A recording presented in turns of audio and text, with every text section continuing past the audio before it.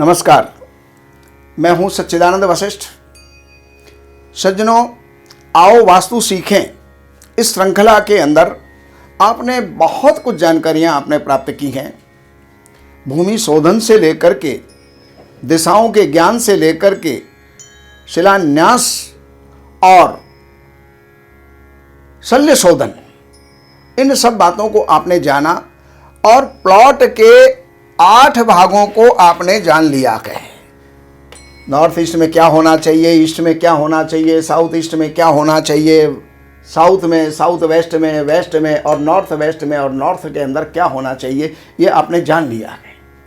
अब चाहे आप कुछ भी निर्माण कर रहे हैं, देखिए निर्माण के अंदर मकान भी हो सकता है, दुकान भी हो सकती है, गोदाम, फैक्ट्री, बहुत बड़ी बड़ी मिल, कोई कंपनी, कोई बहुत बड़ा ऑफिस वो हो सकता है। तो वो सारी चीज़ें मैं आपको बता चुका हूं।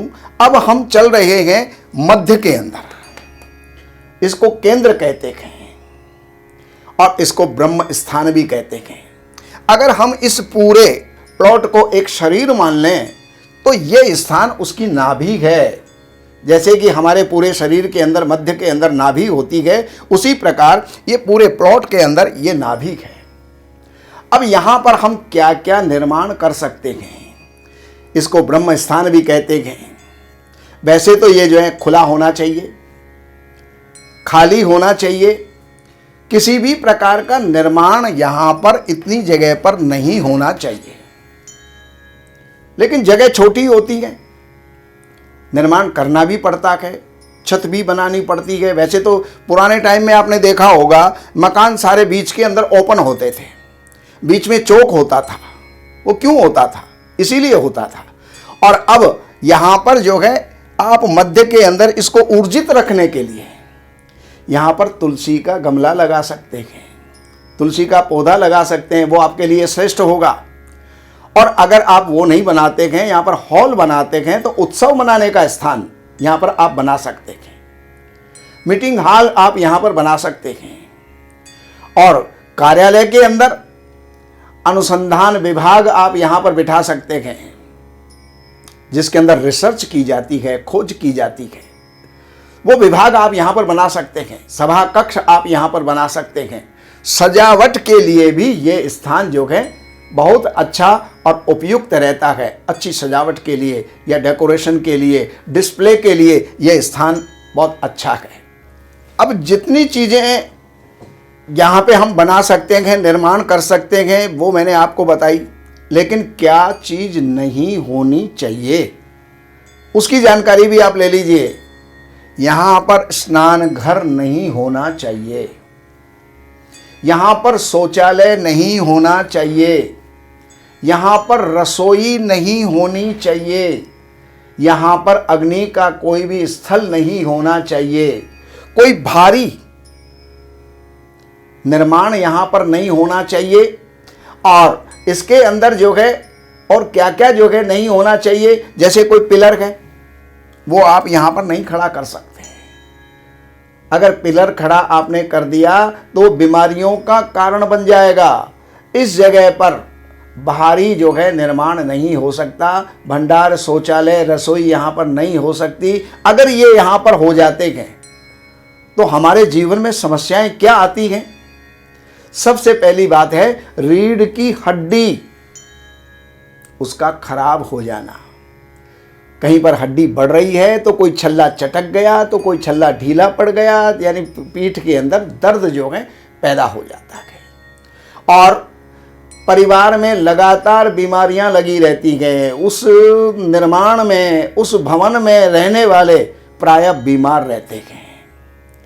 और इसके केंद्र अगर कमजोर है तो वहां पर काफी समस्याएं आ सकती हैं।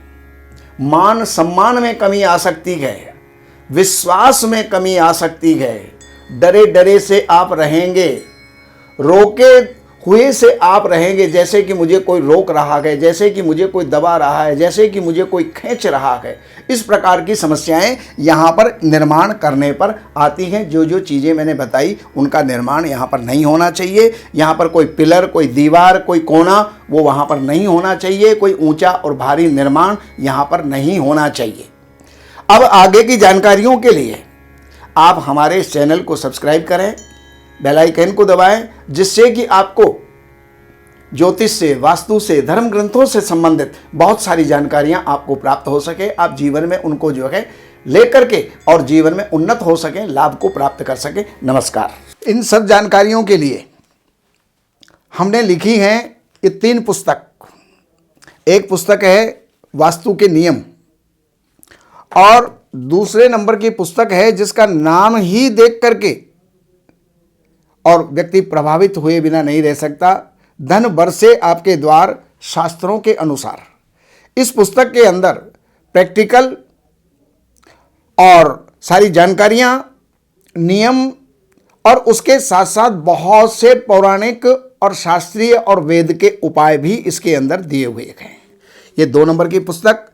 और तीसरे नंबर की पुस्तक है जितने भी वास्तु दोष होते हैं उन सारे वास्तु दोषों का निराकरण, रेमेडी, उपचार, उनके जो भी उपाय हो सकते हैं वो सब इन 3 पुस्तकों में हैं। तो इन नंबरों के ऊपर आप संपर्क करके और इन पुस्तकों को मंगाइए और लाभ उठाइए।